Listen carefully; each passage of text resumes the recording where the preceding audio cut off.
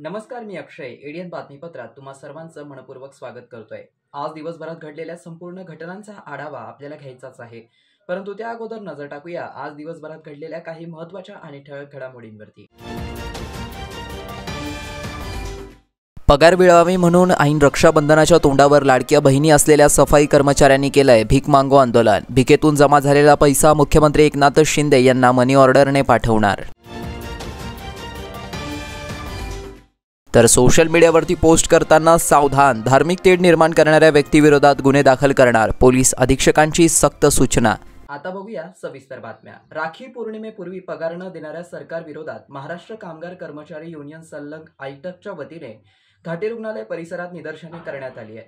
कर्मचाऱ्यांनी भीक मागो आंदोलन करत जमा झालेला पैसा मनी ऑर्डरने मुख्यमंत्री एकनाथ शिंदे यांना पाठवणार असल्याची माहिती दिली आहे. राखी पौर्णिमेपूर्वी पगार न देणाऱ्या अजित पवारला भीक द्या. अजित पवारला भीक द्या. न देणाऱ्या शिंदे फडणवीस अजित पवारला भीक द्या. उद्या राखी पौर्णिमा असतानाही अजून शिंदे फडणवीस अजित पवारला भीक द्या. देवाच्या नावावर अजित पवार फडणवीसला भीक द्या. शिंदे फडणवीस अजित पवारला भीक द्या. अरे पगार न देणार. महाराष्ट्रातील आणि देशातील तमाम जनतेला आम्ही आवाहन करत असतो, हकला हे सरकार आपल्याच तिजोरीवर डल्ला मारून मजा करणारं, आयुष करणारं सरकार आहे. उद्या आज 17 तारीख आहे, उद्या 18 तारीख आहे. संबंध देशभरात उद्या राखी पौर्णिमा साजरी होणार. आणि हे आमचे भाऊ, त्यांचे चेहरे बघा सुकलेले आहेत आणि त्यांच्या प्रत्येकाच्या चेहऱ्यावर तुम्हाला प्रश्न दिसेल की उद्या राखी पौर्णिमा आहे, बहिणीकडे जाऊ कोणत्या तोंडाने? अजून पगार आमच्या ह्यांच्या खात्याला पडलेला नाही. अहो, केलेल्या कामाचा पगार देत नाहीत, ते किमान वेतन देत नाहीत. अरे सेवेत सामावून घेणं तर लांबची गोष्ट, उद्या बहिणीला काय ओवाळणे टाकू असा सगळा प्रश्न या भावांच्या चेहऱ्यावर आहे. आणि या आमच्या लाडक्या बहिणी नाही का तुमच्या? या लाडके भाऊ का नाहीत? हे नवाच भाऊ आहे एकनाथ शिंदे, चांगलाच भाऊ आहे की आमचेच पैसे देऊन आम्हाला देतो आणि म्हणतो तुमचे लाड करतो. हे आमचे भाऊ असे नाही आहेत, हे स्वतःच्या कष्टाचे पैसे देतात. हा भाऊ इथला असा नाही आहे कष्टाचे पैसे, कष्टाचे पैसे देखील आम्हाला देत नाही. म्हणून महाराष्ट्रातील या ठिकाणी शासकीय वैद्यकीय महाविद्यालय रुग्णालयासमोर आम्ही उभा राहून ही थाळी घेतलेली आहे, हे बॉक्स घेतलेले आहे. लोक टाकू लागले 4 आणि 8 आणे. कोणी तर भाऊला दिलदार आहे, 5 रुपये टाकले.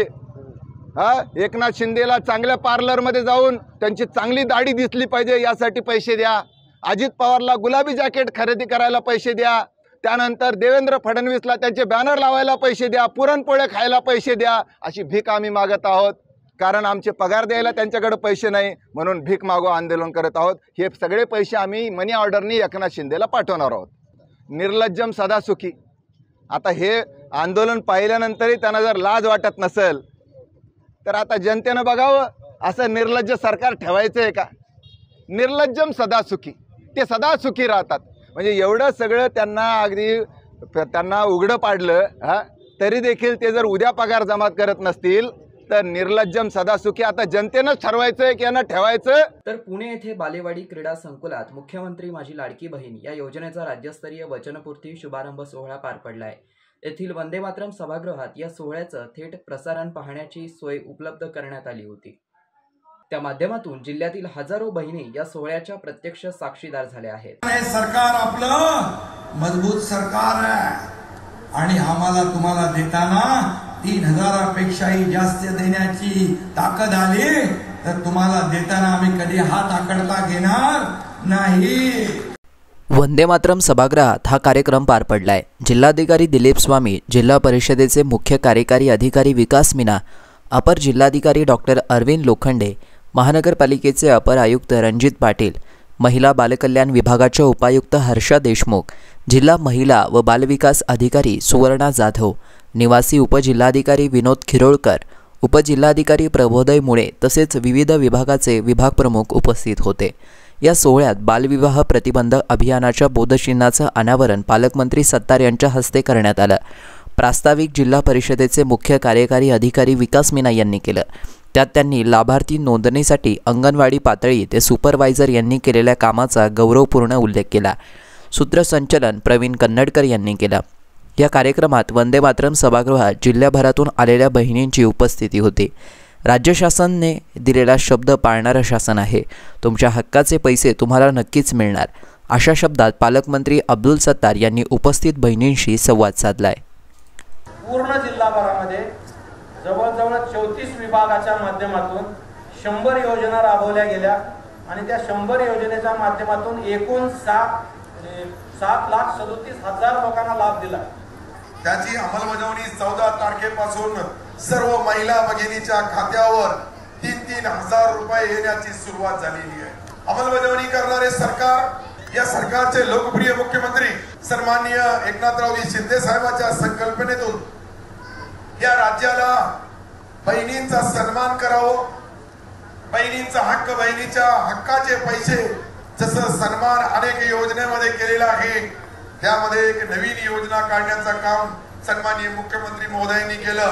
महानगरपालिकेनंतर आता शहरातील अन्य शासकीय कार्यालयांमध्ये जर कचरा आढळला तर 500 रुपयांपासून ते 10,000 रुपयांपर्यंतचा दंड आकारला जाईल, असा इशारा महानगरपालिकेचे प्रशासक जी श्रीकांत यांनी दिलाय.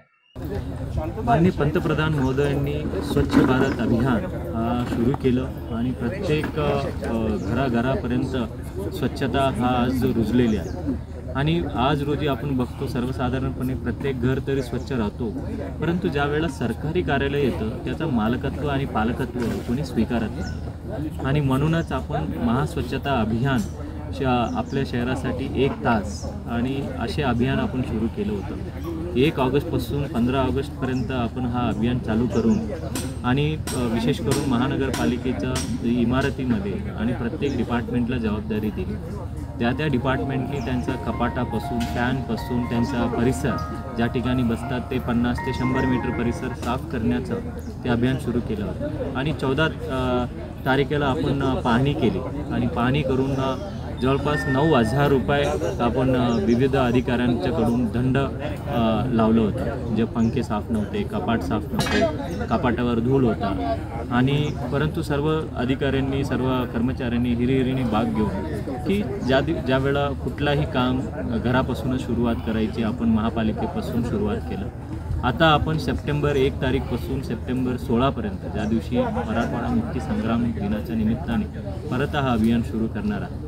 त्यामध्ये प्रत्येक शासकीय कार्यालय ज्या ठिकाणी लोकांनी शासनाच्या दरबारी सेवा घेण्यासाठी येतात ते दुर्दैवाने ते भरपूर घाण असतात, साफसफाई नसतं आणि त्याला कोणी जिम्मेदारी वाढली नसते. परंतु ह्या शहराचा साफसफाई ठेवण्याचा जबाबदारी आयुक्त म्हणून माझ्यावर आहे आणि महानगरपालिकेचा प्रत्येक कर्मचारीवर आहे. म्हणून आता हे अभियान शासकीय कार्यालयामध्ये सुद्धा महापालिकेचं तरी आहेतच, विविध शासकीय कार्यालयामध्ये हा अभियान करणार आहे आणि 10,000 रुपयेपर्यंत जास्तीत जास्त दंड लावण्याचा ते आमचे यापूर्वीच महानगरपालिकेने ठराव घेतलेला आहे. जर एखाद्या कार्यालयाने जर साफसफाई नाही ठेवलं, त्यांच्या परिसरामध्ये साफसफाई नाही ठेवलं ते 500 रुपयापासून 10,000 रुपयेपर्यंत आम्ही दंड आकारू. भाजपा 288 जागांवरती इच्छुक असेल त्याचा वाटाघाटीमध्ये वाटा जास्तीत जास्त आपल्या बाजूने असावा आणि घाटा दुसऱ्याच्या बाजूने असावा, ही त्यांची नेहमीची नियत आहे, असं बोलत विरोधी पक्षनेते अंबादास दानवे यांनी भारतीय जनता पार्टीवरती निशाणा साधलाय. भाजप तर पूर्ण 288 वर इच्छुक राहील ना. त्यांचं वाटाघाटीमध्ये वाटा जास्तीत जास्त आपल्या बाजूला असावा आणि घाटा दुसऱ्या बाजूला असावा, असं त्यांचं नेहमीची नियत आहे त्यांची. ते 5 नाही 9च्या 9 वर इच्छुक राहतील, 288 वर इच्छुक राहतील. त्याच्यात काही नवीन आहे असं मला नाही वाटत.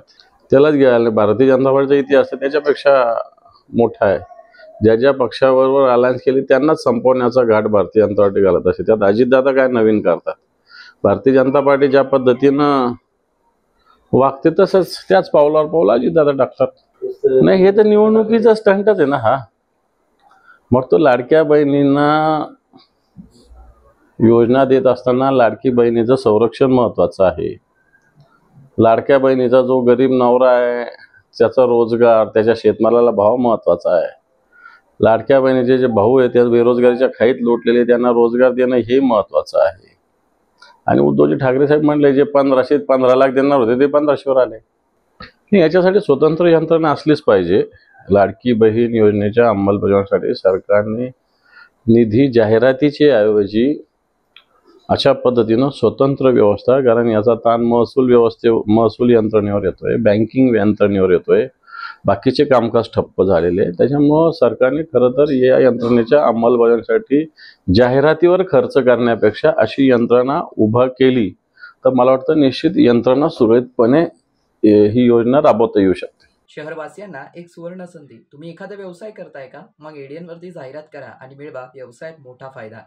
तर वाट कसली पाहताय? आत्ताच खाली दिसत असलेल्या नंबरवरती संपर्क साधा.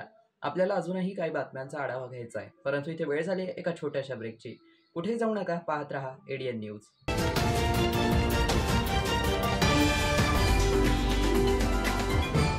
जल जीवन मिशन पूर्णत्वाला नेण्यासाठी महाराष्ट्र शासन अथक परिश्रम घेत आहे. प्रत्येक ग्रामस्थाने पाण्याचा काटकसरीने वापर केल्यास संपूर्ण गावास वर्षभर पाणी उपलब्ध होईल. आपली ग्रामपंचायत आणि सर्व ग्रामस्थांनी जे आपल्या गावातले पाण्याचे स्रोत आहेत त्याची सुरक्षा करणं आवश्यक आहे. आता सांडपाणी, कचरा पाण्यात मिसळणार नाही याची मिळून चोख व्यवस्था करायची आहे. महाराष्ट्र शासनाच्या जल जीवन मिशनचा एक भाग बनूया. आपण सगळ्यांच्या सहभागाने आता हे पाणी वाचवू, पाणी साठवू आणि शुद्ध पाणी घराघरात पोहोचवू. जलजीवन मिशन अंतर्गत आता केंद्र आणि राज्य शासनाच्या संयुक्त प्रयत्नातून गावागावातील प्रत्येक घरात नळाद्वारे प्रति व्यक्ती प्रतिदिन 55 लिटर शुद्ध पाणी पोहोचत आहे. हक्क जनसामान्यांचा शुद्ध पिण्याच्या पाण्याचा. हर घर जल योजना होईल आधार जगण्याचा. थांबली पायपीट दूरवरी, नाही हंडा डोक्यावरी. जलजीवन आले घरोघरी. माझी योजना माझी जबाबदारी. पाणी पुरवठा आणि स्वच्छता विभाग, महाराष्ट्र शासन. तर आज आपण कुठला विषय शिकणार आहोत? तर जलजीवन मिशन बद्दल कोणाकोणाला माहित आहे? अरे वा, तू सांग. पाईपलाईन द्वारे घरोघरी नळ दिले जातात. हे नळ आल्याने काय होणार? घरोघरी स्वच्छ पाणी येते. मग त्यासाठी आपण काय केलं पाहिजे? पाणी वाचवायला काय करावं लागेल? मग पावसाचे पाणी जमिनीत खड्डा करून साठवलं पाहिजे. बरोबर. तुम्ही सगळेजण पाळणार ना मग आपली जबाबदारी? सांगणार ना मग तुम्ही आपल्या घरी? जलजीवन मिशन अंतर्गत आता केंद्र आणि राज्य शासनाच्या संयुक्त प्रयत्नातून गावागावातील प्रत्येक घरात नळाद्वारे प्रति व्यक्ती प्रतिदिन 55 लिटर शुद्ध पाणी पोहोचत आहे. आता यासाठी लोकसहभागातून पाण्याचा ताळेबंद, समान पाणी वाटप, उपांगांची देखरेख, देखभाल दुरुस्ती यासाठी सामुदायिक प्रयत्न करून या योजनेचा अविरत लाभ घेऊ. थांबली पायपीट दूरवरी, नाही हंडा डोक्यावरी. जलजीवन आले घरोघरी. माझी योजना माझी जबाबदारी. पाणी पुरवठा आणि स्वच्छता विभाग, महाराष्ट्र शासन.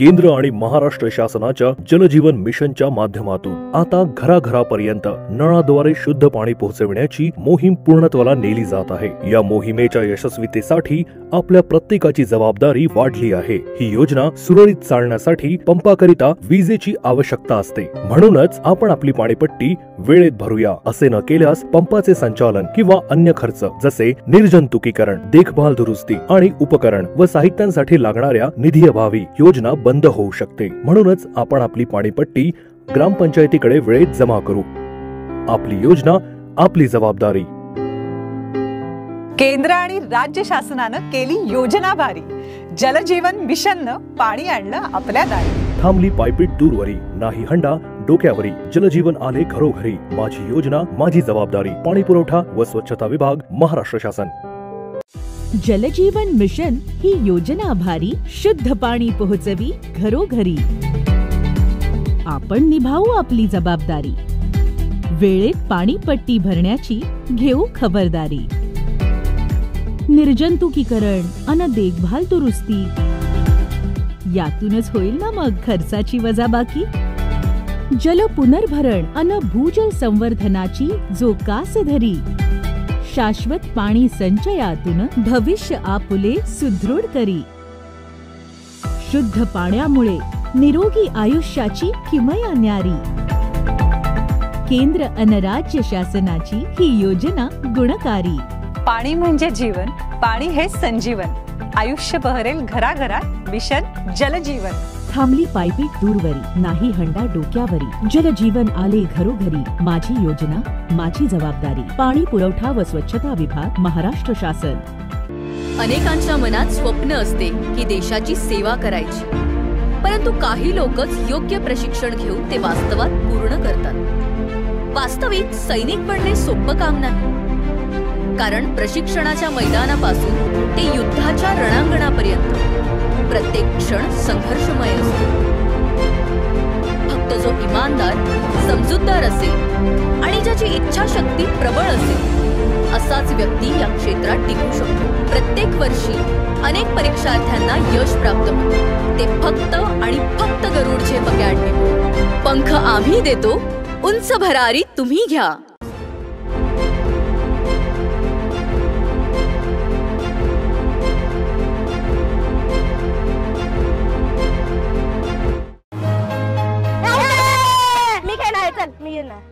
तू कुठे? माझा नंबर आहे आता. हो याचा नंबर आहे. तू कशी आलीस खेळायला? आणि तुला खेळायला वेळ कसा मिळाला? अरे आता माझ्याकडे खेळायला आणि अभ्यास करायला वेळच वेळ आहे. म्हणजे मला रोज आई बरोबर पाणी आणायला दूर जावं लागायचं, त्यामुळे तुमच्यासोबत खेळायला मला वेळच नाही मिळायचा. कधी कधी तर माझी शाळा पण बुडायची. मग आज वेळ कसा मिळाला? कारण आता आमच्या घरी नळ आलाय, त्यामुळे पाणी आणायला दूर जावं लागतच नाही. त्यामुळे सगळीकडे चांगलं पाणी मिळतंय. मी खेळू ना? हिच्यानंतर माझा नंबर. हा केंद्र आणि महाराष्ट्र शासनाच्या जलजीवन मिशनमुळे महाराष्ट्रातील प्रत्येक घरी प्रतिदिन प्रति व्यक्ती 55 लिटर शुद्ध पाणी पोहोचवलं जाते. अनेक दुर्गम भागातील वाड्या वस्त्यांवरही सौर ऊर्जेचा वापर करून शुद्ध पाणी पोहोचवलं जातंय. त्यामुळे अनेक महिलांचा पाण्यासाठी होणारा त्रास वाचला आहे. तसेच अनेक मुलींच्या शिक्षणातील आणि खेळण्यातील अडथळा दूर होतोय. थांबली पायपीट दूरवरी, नाही हंडा डोक्यावरी. जलजीवन आले घरोघरी, माझी योजना माझी जबाबदारी. पाणी पुरवठा आणि स्वच्छता विभाग, महाराष्ट्र शासन. सलाम सरपंच. अरे सलाम युसुफ भाई, काय म्हणतो बा? मी काय ऐकलंय बाबा, तुम्ही जे गावात पाईपलाईन नळ लावून देणार आहे त्याचे पैसे घेणार आहे म्हणून. मी नाही घेणार आहे बा. मग आता तुझ्या घरात वीज येते, त्याचं बिल भरते की नाही? भरतो की. अरे मग तसंच आहे ते. आता तुमच्या घरात पाईपलाईन टाकणं, त्याला नळ लावून देणं, हाच खर्च शासन आणि 10% लोक वर्गणी यातून होणार आहे. पण त्याचं देखभाल, दुरुस्ती, पाणी सोडायचं, तो विजेचा पंप चालवा लागेल, त्याचं बिल कोण भरत? म्हणजे महिन्याभरात तुम्ही जेवढं पाणी वापराल त्याचं फक्त बिल भरायचं आहे तुम्हाला, बस. याच्यात आपलाच फायदा आहे ना का? म्हणजे आपलं घर, शाळा, सगळीकडे साफ आणि स्वच्छ पाणी येईल. असं का? म्हणजे पाणी जेवढं पाहिजे तेवढंच वापरायचं, म्हणजे आपलं बिल पण कमी येईल ना. आता समजलं मला. येतो मी. जलजीवन मिशन अंतर्गत आता केंद्र आणि राज्य शासनाच्या संयुक्त प्रयत्नातून गावागावातील प्रत्येक घरात नळाद्वारे प्रतिदिन प्रति व्यक्ती 55 लिटर शुद्ध पाणी पोहोचत आहे. थांबली पायपीट दूरवरी, नाही हंडा डोक्यावरी. जलजीवन आले घरोघरी, माझी योजना माझी जबाबदारी. पाणी पुरवठा व स्वच्छता विभाग, महाराष्ट्र शासन. मस्त मास्क पहना रे तूने. Thank you sir. वो जान बचाने के लिए पहनना पड़ता है ना सर. रेडीमेड है या टेलर मेड है? ऑनलाइन ऑर्डर किया है सर. एक और है ना सर? देना. बहुत मस्त लगे आपको. ये ना सर. सर ना भाई, जान बचाने के लिए बाइक चलाते वक्त सिर्फ खोपड़े पे मास्क पहनेगा तो खोपड़े को कौन बचाएगा? समझ गया सर. हेलमेट ऑनलाइन ऑर्डर कर, वरना हमेशा के लिए ऑफलाइन हो सकता है. Okay sir. ये ले. चल हम ये भी ऑनलाइन भर दे. हेलमेट पहने, ट्रैफिक नियमों का पालन करे, जिंदगी के सफर को सुरक्षित रखे.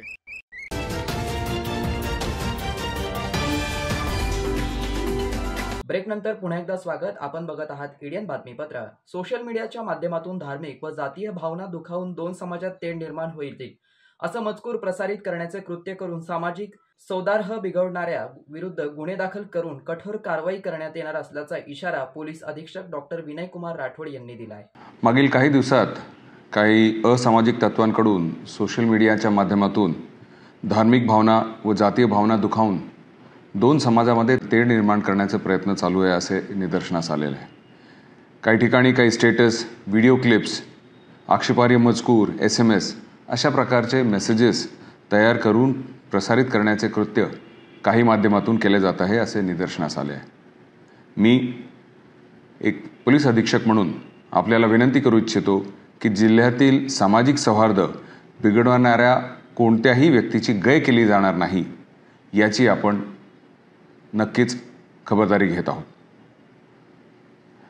अशा प्रकारचे मेसेजेस फॉलो करणाऱ्यांमध्ये असे निदर्शनास आले आहे की बहुतांश हे यंगस्टर्स आहेत, 19 ते 30 वर्षातील मुलं आहेत. आणि त्यामुळे विशेष करून मी पालकांना ही विनंती करू इच्छितो की आपले जे पाल्य आहेत त्यांच्यावर आपल्याला लक्ष ठेवायचं आहे. कारण अशा प्रकारचे कृत्य केल्यावर त्यांच्यावर कायदेशीर कारवाई तर नक्की होणारच आहे आणि त्याचे परिणाम त्यांच्यावर व पूर्ण परिवारावर सुद्धा होऊ शकतो. त्यामुळे ही आपली जबाबदारी आहे की आपले पाल्य, आपले मुलं जे आहेत कशा प्रकारचे मेसेजेस, स्टेटस व इत्यादी प्रकारचा प्रचार व प्रसार करत आहेत याचा आपल्याला विशेष करून लक्ष ठेवायचं आहे. जिल्हा पोलीस अशा प्रकारच्या परिस्थितीला हाताळण्यास सक्षम आहे. आमचे सायबर टीम्स आणि विशेष टूल्स यांच्या मदतीने अशा प्रकारचे मेसेजेस आम्ही ट्रॅक डाऊन करतोय आणि त्यांच्यावर लक्ष ठेवून त्यांच्यावर तात्काळ कारवाई करत आहोत. आणि म्हणून मी आपल्या सर्वांना आवाहन करतो की सोशल मीडियाचा अतिशय जबाबदारीने वापर करावा आणि त्या माध्यमाने कोणत्याही प्रकारचा तेढ निर्माण होईल अशा प्रकारच्या पोस्ट बनवू नका अथवा फॉरवर्ड करू नका. आणि असे केल्यास आपल्याला भारतीय न्याय संहिता 2023च्या कलम 196 आणि 299 नुसार कायदेशीर कारवाईचा सामना करावा लागेल, ज्याचा अर्थ आपल्याला 3 वर्ष कारावास व दंडाची शिक्षा सुद्धा होऊ शकते. पुन्हा एकदा आपल्या सर्वांना आवाहन की अशा कोणत्याही प्रकारच्या पोस्टला बळी पडू नका, त्याचा प्रचार व प्रसार करू नका. मुख्यमंत्री सहायता कक्षाच्या शिवसेना वैद्यकीय राज्यप्रमुख रामहरी राऊत हे शहरात आले असता त्यांनी मुख्यमंत्री सहायता कक्षासंदर्भात माध्यमांशी बोलताना अधिक माहिती दिली आहे. आपल्या राज्याचे लोकप्रिय आणि संवेदनशील मुख्यमंत्री सन्माननीय एकनाथजी शिंदे साहेब, त्याचबरोबर मुख्यमंत्री सहायता निधीचे कक्षप्रमुख श्रीयुत मंगेश चुटे सर यांच्या मार्गदर्शनाखाली आपण एक उपक्रमाची सुरुवात केलेली आहे, ज्या उपक्रमाचं नाव आहे आरोग्य वारी आपल्या दारी. ही वारी संपूर्ण राज्यभर दिनांक 1 ऑगस्ट पासून सुरुवात याची झालेली आहे. तर ही वारी संपूर्ण राज्यभर अगदी चांदा ते बांधा, मुंबई ते गडचिरोली, कोकण ते खानदेश संपूर्ण 36 जिल्ह्यामध्ये ही वारी जाणार आहे आणि त्या ठिकाणी जनजागृती करून लोकांपर्यंत ही योजना पोहोचवण्याचं काम करणार आहे. मला आवर्जून सांगावंसं वाटतं की या योजनेमार्फत 2 वर्षाच्या कालखंडामध्ये 301 कोटीचं विक्रमी वितरण गोरगरीब रुग्णांना झालेलं आहे. त्याचबरोबर एक अजून माहिती मला आपल्याला द्यायची आहे की संभाजीनगर जिल्ह्यासाठी 13,50,00,000 रुपयाचं वितरण या जिल्ह्याला संपूर्ण मुख्यमंत्री सहायता निधी योजनेच्या मार्फत झालेला आहे. तरी माझी सर्व पत्रकार बांधवांना विनंती आहे की आपण आपल्या माध्यमातून ही माहिती जास्तीत जास्त लोकांपर्यंत पोहोचवावी आणि याचा लाभ गोरगरीब रुग्णांना देण्यास मदत करावी. जास्तीत जास्त या योजनेचा प्रचार प्रसार आपल्या माध्यमातून करावा, जेणेकरून एखाद्या गोरगरीब रुग्णाचा जीव वाचण्यास, त्याला आर्थिक मदत होण्यास मदत होईल. म्हणून आज या ठिकाणी या पत्रकार परिषदेचं आयोजन केलेलं आहे. आपण बघत असतो की मराठवाड्यामध्ये कॅन्सरचं प्रमाण बऱ्यापैकी आहे. आपण कॅन्सरला सुद्धा 1 लाख रुपयाची मदत देतो. त्यानंतर अपघाताचं प्रमाण बघतोय आपण, अपघात सुद्धा बऱ्यापैकी वाढलेत. तर या कुठल्याही अपघाताला, रोड ट्रॅफिक ऍक्सिडेंटला आपण 1 लाख रुपयाची त्या ठिकाणी मदत करतो. प्रीमॅच्युअर बेबी असतील, लहान मुलं असतील, लहान मुलांच्या कुठलेही आजार असतील तर त्या प्रत्येक आजाराला सुद्धा आपण 1 लाख रुपयाची मदत करतो. आपण जर बघितलं, बोन मॅरो ट्रान्सप्लांट असेल, किडनीचे विकार असतील, किडनी ट्रान्सप्लांट असेल, लिव्हर ट्रान्सप्लांट असेल, या सगळ्या आजारांना आपण गेल्या 2 वर्षापासून 301 कोटीचं वितरण या मुख्यमंत्री सहायता निधीचं केलेलं आहे. याची माहिती देण्यासाठी आज आपण या कार्यालयामध्ये पत्रकार परिषदेचं आयोजन केलं होतं. स्मार्ट सिटी बस वाहतुकी विरोधात ऑटो रिक्षा चालक मालक कृती समितीतर्फे दौलताबाद घाटात 1 तास रस्ता रोको आंदोलन करण्यात आलं. त्यामुळे काही काळ वाहतूक कोंडी निर्माण झाली होती. शहराबाहेर मनपाच्या स्मार्ट सिटी बस वाहतुकीच्या विरोधात ऑटो रिक्षा चालक मालक संघटना आक्रमक झाली असून संयुक्त कृती समितीतर्फे नुकतेच दौलताबाद घाटातील कमानीसमोर रस्ता रोको करण्यात आलाय। महाराष्ट्र कृती समिती जिल्हाध्यक्ष शेख लतीफ यांच्या नेतृत्वाखाली 1 तास रास्ता रोको आंदोलन करण्यात आलं। दरम्यान आज श्रावण शनिवार असल्यामुळे श्री भद्रा मारुती आणि श्री कृष्णेश्वराच्या दर्शनासाठी आलेल्या भाविकांची तारांबळ उडाली। वाहतूक पूर्णपणे खोळंबली होती। कमानीच्या दोनही बाजूने जवळपास 4 किलोमीटरपर्यंत वाहनांच्या लांबच लांब रांगा लागल्या होत्या।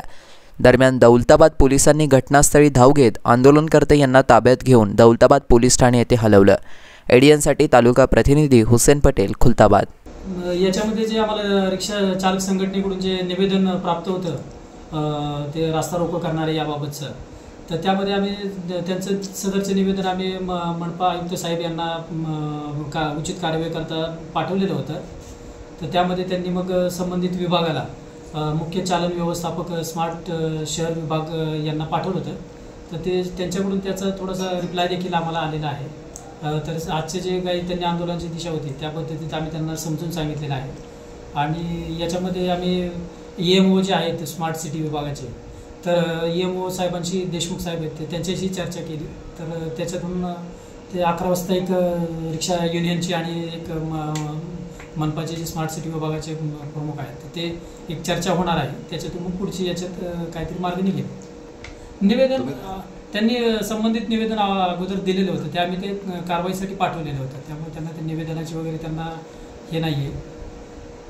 तर निवेदन आता आम्ही ते घेऊन त्यांना संबंधित विभागाला फॉरवर्ड करत आहोत आणि याच्यात नक्कीच निश्चितच ते सोमवारी त्यातून काहीतरी मार्ग काढतील।